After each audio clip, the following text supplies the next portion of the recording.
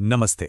आज हम एक बहुत ही ज़रूरी विषय पर बात करने वाले हैं, हमारे बुजुर्गों के लिए बैलेंस ट्रेनिंग। देखिए, ये सिर्फ एक्सरसाइज के बारे में नहीं है, यह है मजबूती, स्थिरता और सबसे ज़रूरी, गिरने से बचने के बारे में, ताकि ज़िंदगी को पूरी आज़ादी के साथ जिया जा सके। ये जो नंबर है ना, ये थोड़ा चौंकाने वाला है पर सच है। हेल्थ स्टडीज बताती हैं कि 65 साल से ज़्यादा उम्र के हर 3 में से एक बुजुर्ग हर साल गिरते हैं। मतलब ये कोई छोटी मोटी बात नहीं है, ये एक गंभीर चिंता का विषय है जिस पर हमें ध्यान देना ही होगा। अक्सर एक बात सुनने में आती है, अरे गिरना तो बुढ़ापे का हिस्सा है। ये एक ऐसी सोच है जो इतनी आम हो गई है कि लोग मान लेते हैं कि भाई अब तो कुछ हो ही नहीं सकता। पर क्या वाकई ऐसा है? नहीं, ये बात बिल्कुल भी सच नहीं है। गिरने से बचा जा सकता है। ये उम्र बढ़ने का कोई ज़रूरी हिस्सा नहीं है।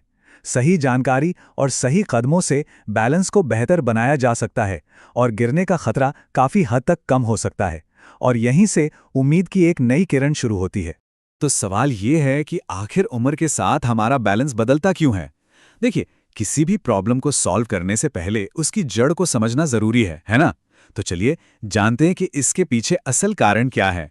देखिए, बैलेंस बिगड़ना किसी एक वजह से नहीं होता। ये कई चीजों का मिला जुला नतीजा है, जैसे मांसपेशियों की कमजोरी, जिसे सार्कोपीनिया कहते हैं, जोड़ों में अकड़न, नजर का कमजोर होना, पैरों में सुन्नपन या न्यूरोपैथी, कान के अंदरूनी हिस्से में कुछ दिक्कतें और हाँ, कुछ दवाओं के साइड इफेक्ट्स भी। ये सब मिलकर हमारे संतुलन पर असर डालते हैं। तो सबसे पहले बात करते हैं सार्कोपीनिया की। ये एक फैंसी नाम है, पर इसका मतलब सिंपल है। उम्र के साथ हमारी मांसपेशियों यानी मसल्स का वजन और ताकत कम होने लगती है, खासकर पैरों, कूल्हों और पेट के आसपास की मसल्स में। और यही मसल्स तो हैं जो हमें सीधा खड़ा रखने में मदद करती हैं। तो जब ये कमजोर होती हैं तो बैलेंस बनाना मुश्किल हो जाता है। दूसरी बड़ी वजह है न्यूरोपैथी, मतलब पैरों में महसूस करने की क्षमता का कम हो जाना। सोचिए, हमारे पैर लगातार हमारे दिमाग को सिग्नल भेजते रहते हैं, बताते हैं कि जमीन कैसी है, सख्त है, नरम है या ढलान वाली है। जब डायबिटीज जैसी बीमारियों की वजह से ये सिग्नल दिमाग तक ठीक से नहीं पहुंचते, तो शरीर के लिए बैलेंस बनाना बहुत मुश्किल हो जाता है। तो ठीक है, हमने प्रॉब्लम तो समझ ली, अब बात करते हैं सॉल्यूशन के। पर रुकिए, कोई भी एक्सरसाइज शुरू करने से पहले एक बात गांठ बांध लीजिए, सेफ्टी सबसे पहले आती है। घर पर एक्सरसाइज करने के लिए कुछ नियमों को मानना बहुत जरूरी है। तो ये सेफ्टी चेकलिस्ट बहुत बहुत जरूरी है। हमेशा किसी मजबूत कुर्सी या दीवार का सहारा लेकर ही एक्सरसाइज करें। और हाँ, जूते सही पहने, फिसलन वाले फर्श पर मोजे पहनकर तो बिल्कुल नहीं। अपने आसपास की जगह को साफ सुथरा रखें, कोई तार या कालीन ना हो जिससे ठोकर लगे। और सबसे जरूरी, अपने शरीर की सुने, अगर चक्कर आए या दर्द हो तो फौरन रुक जाएं। तो चलिए अब उन 6 कमाल की एक्सरसाइजेस पर आते हैं जिन्हें घर पर आराम से किया जा सकता है। ये एक्सरसाइज खास तौर पर हमारे बड़ों के बैलेंस और ताकत को बढ़ाने के लिए ही बनाई गई हैं। पहली एक्सरसाइज है हील टू टो वॉक। बस ऐसा सोचें कि आप एक रस्सी पर चल रहे हैं। एक पैर की एड़ी को दूसरे पैर के पंजे से सटा कर रखें और धीरे धीरे 10-15 कदम चलें। और हाँ, नजरें सामने रखनी है, पैरों को नहीं देखना है। ये पैरों के कोऑर्डिनेशन के लिए बेहतरीन है। दूसरी एक्सरसाइज है एक पैर पर खड़ा होना। एक मजबूत कुर्सी को पकड़िए और एक पैर को जमीन से बस कुछ इंच ऊपर उठाइए। 10 से 15 सेकंड तक ऐसे ही रहिए। ये कूल्हे की मांसपेशियों के लिए बहुत जरूरी है। और जैसे जैसे आपका बैलेंस बेहतर होता जाए, आप पहले सिर्फ एक उंगली से सहारा ले सकते हैं और फिर बिना सहारे के भी ट्राई कर सकते हैं। अब तीसरी एक्सरसाइज, साइड लेग लिफ्ट्स। कुर्सी पकड़कर सीधे खड़े हो जाइए और धीरे धीरे एक पैर को साइड की तरफ उठाइए, कमर सीधी रहे। यहां ये याद रखना है कि पैर को कितना ऊंचा उठाया वो जरूरी नहीं है, जरूरी ये है कि मूवमेंट कितना कंट्रोल्ड है। ये एक्सरसाइज साइड में गिरने से बचाने वाली मसल्स को मजबूत करती है। चौथी एक्सरसाइज है मिनी स्क्वाट्स। ध्यान रहे, ये कोई जिम वाला डीप स्क्वाट नहीं है। बस इतना सोचिए कि आप किसी कुर्सी पर बैठने वाले हैं।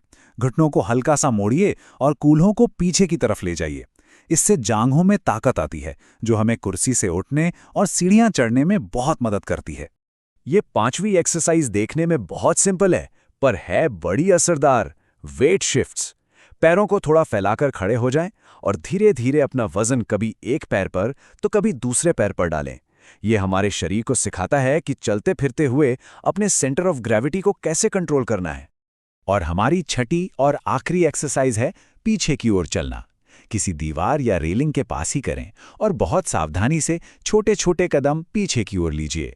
ये न सिर्फ दिमाग के लिए एक चैलेंज है, बल्कि उन मसल्स को भी काम पर लगाता है जो आगे चलते हुए इस्तेमाल नहीं होती। अब देखिए, बैलेंस सिर्फ एक्सरसाइज से ही नहीं आता। गिरने से बचने के लिए हमें अपनी रोजमर्रा की जिंदगी और घर के माहौल में भी कुछ जरूरी बदलाव करने होंगे। अपने घर को फॉल प्रूफ बनाना मतलब गिरने के खतरों से सुरक्षित बनाना बहुत जरूरी है। जैसे घर में अच्छी रोशनी हो, बाथरूम में पकड़ने के लिए रॉड लगी हो और फर्श पर तार या दरिया ना बिखरी हो। ये छोटे छोटे बदलाव बड़ा फर्क ला सकते हैं। और साथ ही खाने पीने का भी ध्यान रखना है। हड्डियों के लिए कैल्शियम और विटामिन डी, मसल्स के लिए प्रोटीन और आंखों और कानों की रेगुलर जांच भी उतनी ही जरूरी है। तो डॉक्टर या किसी प्रोफेशनल से कब मिलना चाहिए?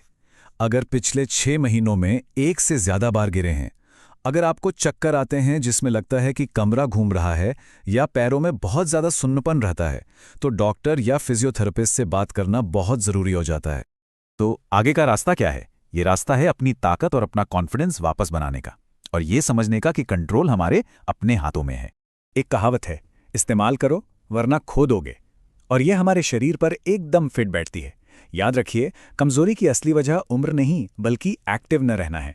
हम अपनी मसल्स और बैलेंस का जितना ज्यादा इस्तेमाल करेंगे, वे उतने ही मजबूत होते जाएंगे। तो आज इस पूरी बातचीत के बाद सवाल ये है कि अपनी आज़ादी को बरकरार रखने के लिए आज पहला कदम क्या होगा? चाहे वो एक छोटी सी एक्सरसाइज हो या घर में किया गया एक छोटा सा सेफ्टी का बदलाव, हर कदम मायने रखता है।